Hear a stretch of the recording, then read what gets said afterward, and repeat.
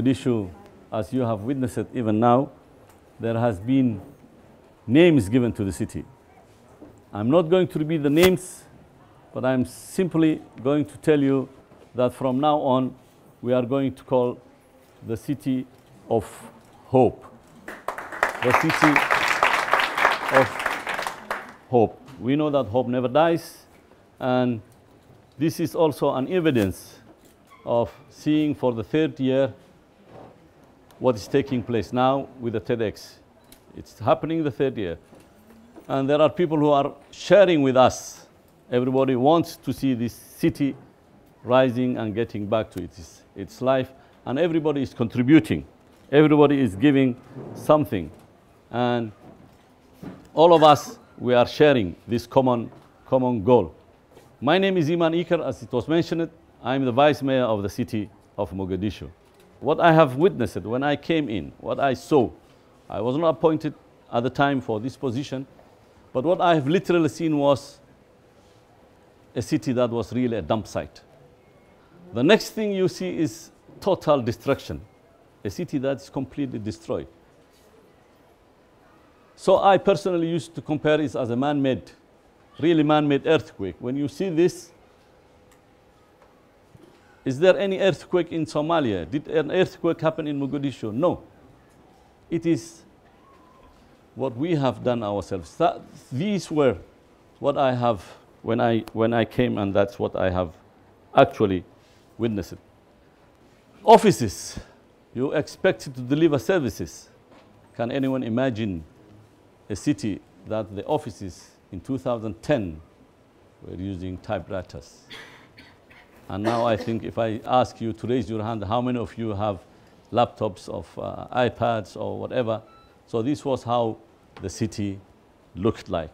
This is not an explosion or a car bomb, but there was, if some of you were here in Amira, they store fuel in different places. There has been an explosion there. Boom.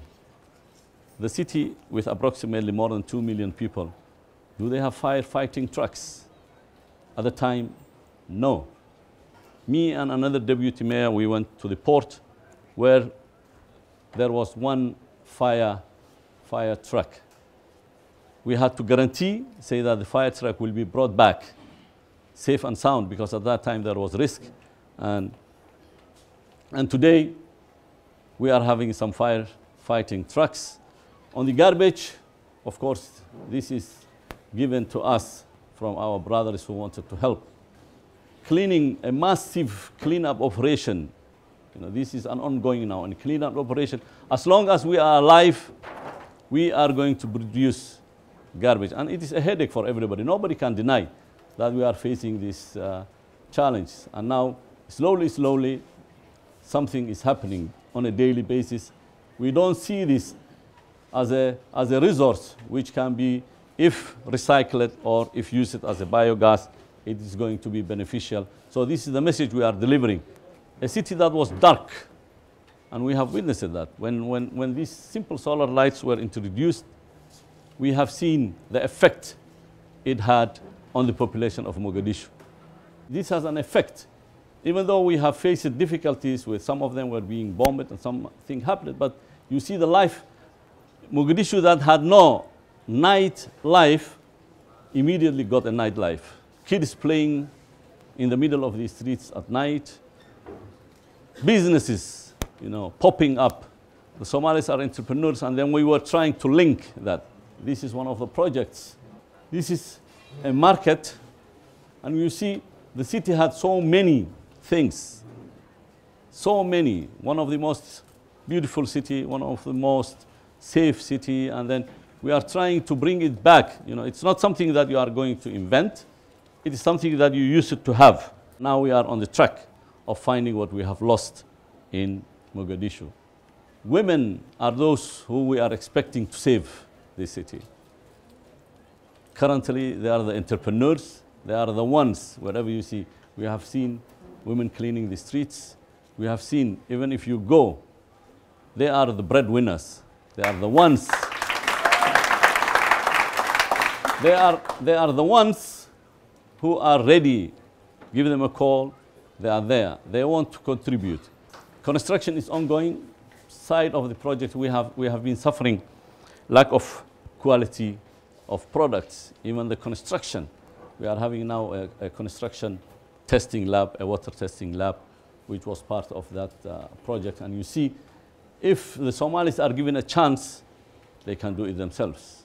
That's what we have seen, and that's what we have witnessed.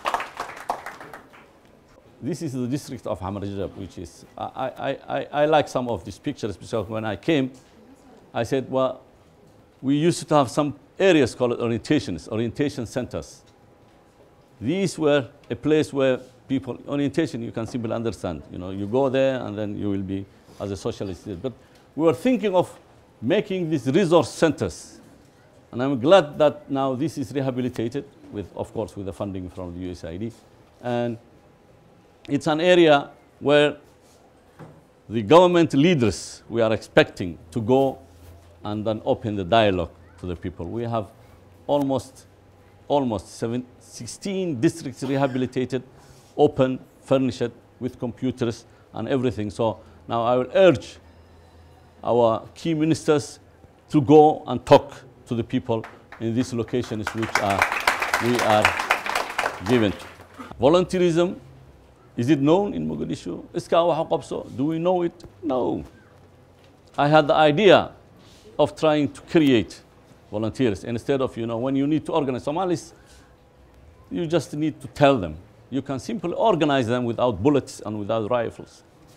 These are the youth that have energy, which we are not utilizing. Most of us, we see the youth, we give them different names, but it is an energy which if used positively, can make immense changes. Instead of using their energy negatively, we can use it in a positive way. We have been cutting trees for so many years, and this is with the idea was also coming from the volunteers. You know, people who have ideas but which is not utilized. It is the government leaders or politicians that have to open, because the problems we think we cannot solve can be solved with their ideas, the ideas they have. One of the sad stories, I engage with the youth. I get out of my car and I try to talk to them. Sometimes I don't consider myself as a government officer, but as one of them. This young boy, I just asked him why he's using this, why he wants to use this. What he said to me had an effect on me. He said, please take me away from here. Take me, let me go with you. Take me, I want to go to school. He wants to go to school. He wants to go to school, study, and make his life. Look how he's looking, a very handsome young boy. The society is neglecting, we are neglecting, and when they grow up, of course, they will be enemies to the society, and we should not ask, why are they doing this? Because we did not support them when they needed us. So that is an important thing that everyone should carry with him to support. Don't wait somebody else or the government to support this. We have seen the volunteers. This is happening. You have a lot of energy. These are artists. Are we neglecting? They are using their energy positively. They perform outside here on the beach every Friday. And this shows that we can use positively the energy they have. They even met themselves here. There are so many young people who have this talent and energy, and we should use it. It's going to be everybody's responsibility. We have been discussing Mogadishu for most of the time, Mogadishu, and I'll tell all of you, ask not what Mogadishu can do for you. Ask what you can do for Mogadishu.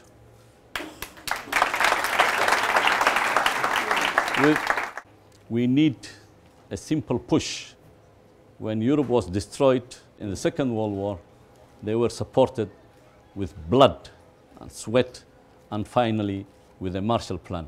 This is what Mogadishu is waiting for.